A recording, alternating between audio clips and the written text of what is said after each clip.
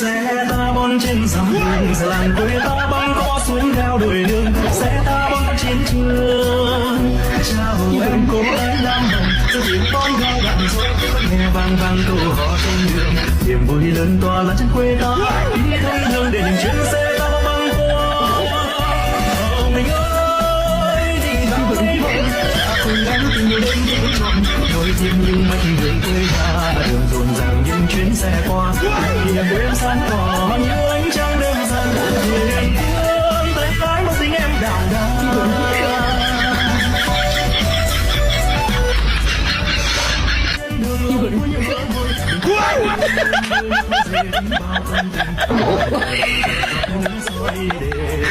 You're